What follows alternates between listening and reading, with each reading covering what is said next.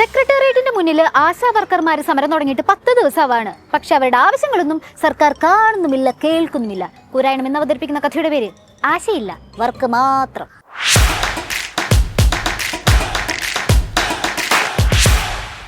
സർക്കാരിന്റെ ദൗത്യങ്ങൾ ജനങ്ങളിലേക്ക് എത്തിക്കാൻ സുപ്രധാന പങ്ക് വഹിക്കുന്ന ആശാ വർക്കർമാര് സെക്രട്ടേറിയറ്റിന്റെ മുന്നിൽ സമരം ഇരിക്കാൻ തുടങ്ങിയിട്ട് 10 ദിവസമായി.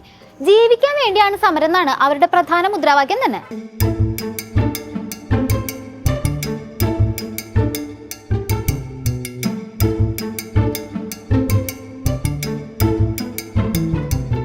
മെച്ചപ്പെട്ട വേതനവും മികച്ച തൊഴിൽ സൗകര്യം ഉറപ്പാക്കണമെന്നുള്ള ആശാ വർക്കേഴ്സിന്റെ ആവശ്യം അനാവശ്യമാണെന്ന് ഇമ്മക്കാർക്കും പറയാൻ പറ്റില്ല.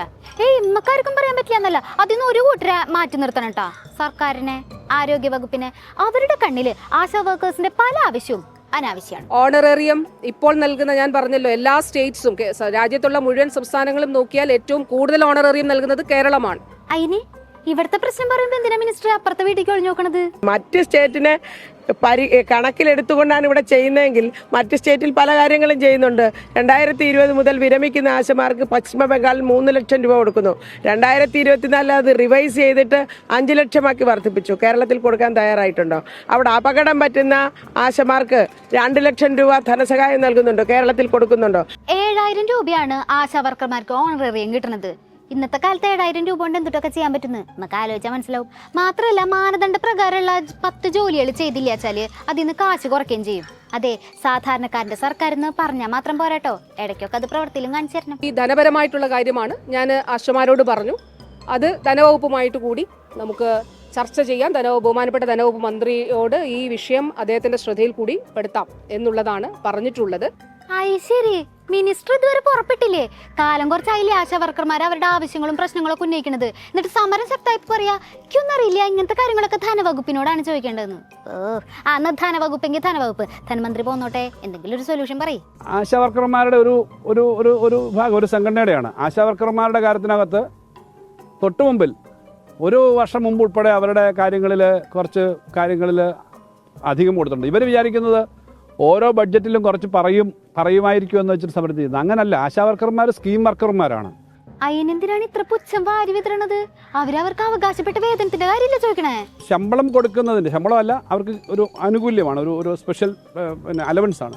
ആ സ്പെഷ്യൽ അലവൻസ് കൊടുക്കുമ്പോൾ പലപ്പോഴും 1 മാസം 2 മാസമൊക്കെ പലപ്പോഴും താമസിച്ചിട്ടാണ് കൊടുക്കുന്നത്. അത് സെൻട്രൽ ഗവൺമെന്റിൽ നിന്ന് 1000 കോടിയോളം കിട്ടാനുണ്ടെന്നുള്ള കാര്യം നിങ്ങൾക്ക് അറിയാമല്ലോ, ഈ ഹെൽത്തിന്റെ മേഖലയിൽ മാത്രം. എന്താ പറഞ്ഞത്? ഇടയ്ക്ക് ചെറുതായിട്ട് മുടങ്ങിപ്പോണ്ടെങ്കിലും മെച്ചപ്പെട്ട രീതിയിൽ അലവൻസ് കൊടുക്കുന്നുണ്ടെന്നല്ലേ? അതെ, നമ്മുടെ മന്ത്രിമാര് പറയുന്നുണ്ടായി ആശമാർക്ക് പൈസ എല്ലാം കൊടുത്തു എന്നാണ് പറഞ്ഞത്. പക്ഷെ നവംബർ മുതൽ ഞങ്ങൾക്ക് ഒരു പൈസയും കിട്ടിയിട്ടില്ല. 13,500 രൂപ തന്നിട്ടുണ്ട് എന്നാണ് അവർ പറഞ്ഞിട്ടുള്ളത്. എല്ലാ മാസവും 13,500 രൂപ ഞങ്ങൾക്ക് കിട്ടുന്നുണ്ടോ എന്ന് പറയുന്നു. പക്ഷെ അതിൽ ഞങ്ങൾക്ക് 13,500 രൂപ എല്ലാ മാസവും കിട്ടുന്നില്ല എന്ന് മാത്രമല്ല, നവംബർ മാസം മുതലുള്ള ഒരു പൈസ ഞങ്ങൾക്ക് കിട്ടിയിട്ടില്ല. ഒന്നോ, മീഡിയയുടെ മുന്നിൽ ഇങ്ങനെയുള്ള സത്യങ്ങളൊന്നും പറയില്ല ചേച്ചി. ഐഡിയ. കേന്ദ്ര സർക്കാർ ഉള്ളിടത്തോളം കാലം ഇവിടെ കോമ്രേഡ്സ് എന്തിനാ മുത്തേ പേടിക്കണത്? കുറ്റം അവരുടെ തല്ലിൽ വെച്ച് കൊടുക്കാം. ഈ പറഞ്ഞ ആശാ വർക്കർമാരെ കൊണ്ട് സംഘടിപ്പിച്ച് വരുന്ന ആളുകൾ, ആ പാവപ്പെട്ട തൊഴിലാളികളോട് നമുക്ക് അങ്ങേയറ്റം ന്യായമായ പിന്തുണയുണ്ട്. അവരോട് പറയണ്ടേ, ഇത് നരേന്ദ്രമോദി ഗവൺമെന്റ് അവിടുന്ന് ഒരു പണവും കൊടുക്കുന്നില്ല. സർക്കാരിന്റെ പല പരിപാടികളും വിജയിപ്പിക്കാൻ നിങ്ങൾ ആദ്യം കൂട്ടുപിടിക്കുന്നത് ആശാ വർക്കേഴ്സിനല്ലേ? അറ്റ്ലീസ്റ്റ് ആ കാര്യങ്ങളും ഒന്ന് ആലോചിച്ചൂടെ? രാഷ്ട്രീയമായിട്ട് അവരെ ഉപയോഗിക്കാൻ വേണ്ടി അവർ ശ്രമിക്കുന്നതായിരിക്കും. എന്തായാലും നമ്മുടെ സാധാരണപ്പെട്ട ഈ ആശാ വർക്കർമാരുടെ കാര്യത്തിൽ കേരള ഗവൺമെന്റിനും LDFനും ഉള്ളതിന് അത്രയൊന്നും താല്പര്യം ഇതിനകത്ത് അവരെ കുത്തിയിളക്കി വിടുന്ന ഏജൻസികൾക്കില്ല എന്നുള്ള കാര്യം അവർ മനസ്സിലാക്കുമെന്നാണ് ഞാൻ കരുതുന്നത്. പോളി രാഷ്ട്രീയക്കാരെ കുത്തിയിളക്കി വിട്ടിട്ടാണ് ഈ ആശാ വർക്കർമാര് ഇത്രയും ദിവസമായിട്ട് പൊരിവെയിലെത്തിരുന്ന് സമരം ചെയ്യണമെന്നാണ് ധനമന്ത്രിയുടെ കണ്ടുപിടുത്തം. ഞങ്ങൾ ആരും തന്നെ ഇവിടെ എന്തെങ്കിലും ഉന്തിത്തള്ളി വന്നിരിക്കുന്ന ആളുകളല്ല. ഈ ഞങ്ങൾക്ക് കിട്ടേണ്ടുന്ന ഓണറേറിയവും ഒക്കെ കിട്ടുന്നതിന് വേണ്ടിയിട്ട് വളരെ ബോധ്യത്തോടു കൂടിയാണ് ഞങ്ങളെപ്പോലുള്ള ആളുകൾ ഇവിടെ വന്നിരിക്കുന്നത്.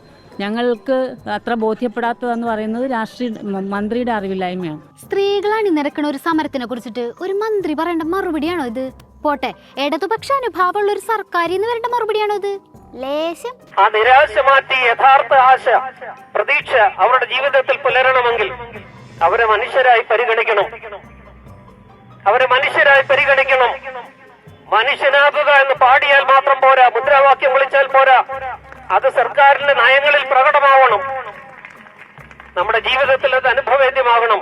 രാഷ്ട്രീയമായിട്ട് അവരെ ഉപയോഗിക്കാൻ വേണ്ടി അവർ ശ്രമിക്കുന്നതായിരിക്കും. എന്തായാലും നമ്മുടെ സാധാരണപ്പെട്ട ഈ ആശാ വർക്കർമാരുടെ കാര്യത്തിൽ കേരള ഗവൺമെന്റിനും LDFനും ഉള്ളതിൻ്റെ അത്രയൊന്നും താല്പര്യം ഇതിനകത്ത് അവരെ കുത്തിയിളക്കി വിടുന്ന ഏജൻസികൾക്കില്ല എന്നുള്ള കാര്യം അവർ മനസ്സിലാക്കുമെന്നാണ് ഞാൻ കരുതുന്നത്. ആശാ വർക്കർമാരുടെ ആവശ്യങ്ങൾ പരിഗണിച്ചില്ലെങ്കിൽ എന്താ, അവർക്കെതിരെ പോലീസ് കേസെടുക്കാൻ ഇൻട്രസ്റ്റ് കാണിച്ചില്ലേ? ഗതാഗത തടസ്സം ഉണ്ടാക്കി എന്നുള്ള കാരണം കാണിച്ച് സെക്രട്ടേറിയറ്റ് സമരം നടത്തി വന്നിരുന്ന ആശാ വർക്കർമാർക്കെതിരെ കന്റോൺമെന്റ് പോലീസ് കേസെടുത്തിട്ടുണ്ട്. നൈസ്. ഇനിയുണ്ടോ ഇതുപോലുള്ള ആചാരങ്ങൾ? ഞങ്ങൾ എന്തൊക്കെ അവർ കേസെടുത്താലും ഞങ്ങൾ തുടരും. ഞങ്ങളുടെ ഉദ്ദേശിച്ച കാര്യങ്ങൾ സാധിച്ചെടുക്കാതെ ഞങ്ങൾ പോവില്ല, ഇവിടെ നിന്ന് ഉറപ്പായിട്ട് പോവില്ല. ഞങ്ങൾ ഇവിടെ തന്നെ കാണും. കലാപാഹ്വാനം നടത്തിന്നൊക്കെ പറയുന്നുണ്ട്. എന്തുട്ടാണാവോ അവര് നടത്തിയ കലാപാഹ്വാനം?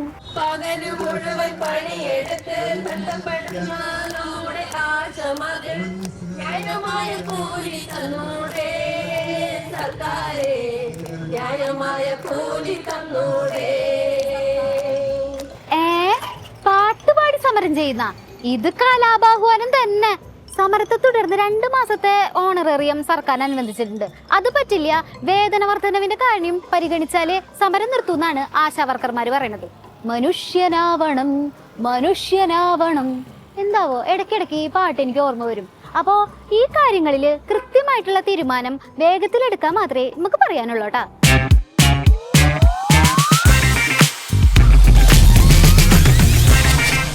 പാലക്കാട് എലപ്പുള്ളിയിൽ സർക്കാർ മദ്യക്കമ്പനി കൊണ്ടിരുന്നു എന്ന് അറിഞ്ഞപ്പോ തൊട്ട് നമ്മുടെ രാഷ്ട്രീയ നേതാക്കളൊക്കെ ആരോപണ പ്രത്യാരോപണങ്ങളായിട്ട് ഭയങ്കര ആക്റ്റീവാണ്. മഴനിഴൽ പ്രദേശമായ പാലക്കാട്ടെ എലപ്പുള്ളിയിൽ മദ്യക്കമ്പനി കൊണ്ടുവരികയാണോ ഏറ്റവും വലിയ ആവശ്യം?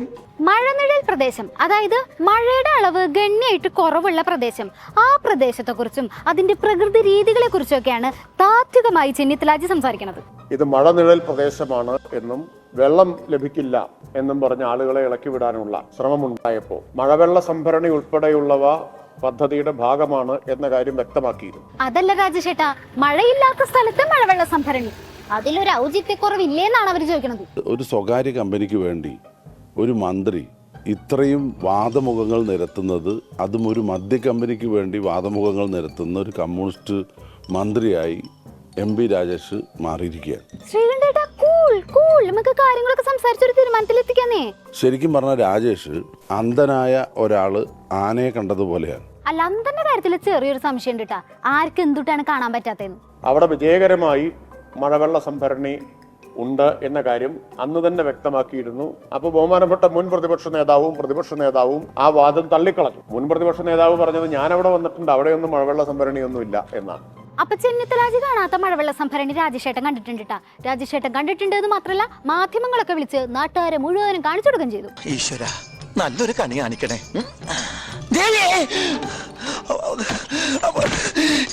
ഇത് കണിയല്ല, കെണിയാ. അഹല്യ ക്യാമ്പസിൽ പോയി അതിനെ വെച്ച് കാണിച്ച് ന്യായീകരിക്കുന്ന മന്ത്രിക്ക് നാണുണ്ടോന്ന് എനിക്ക് ചോദിക്കാനുള്ളത്. അല്ല, ഇനി ഇങ്ങനത്തെ വാദങ്ങളൊന്നും ഉന്നയിച്ചിട്ട് കാര്യമില്ല കേട്ടോ.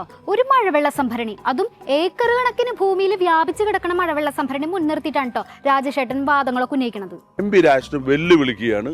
ഏതർത്ഥത്തിലുള്ള പരസ്യ വിവാദത്തിനും ഞാൻ തയ്യാറാണ് രാജേഷുമായിട്ട്. 24-ലൂടെ ഒരു ചർച്ച വെച്ചാൽ താങ്കൾ പങ്കെടുക്കും? 100% പങ്കെടുക്കും. ശ്രീകണ്ഠേട്ടനുള്ള മറുപടി അപ്പൊ തന്നെ രാജശേട്ടനും പറഞ്ഞു. ബഹുമാനപ്പെട്ട മുൻ പ്രതിപക്ഷ നേതാവുമാണല്ലോ ആദ്യം ആരോപണം ഉന്നയിച്ചത്.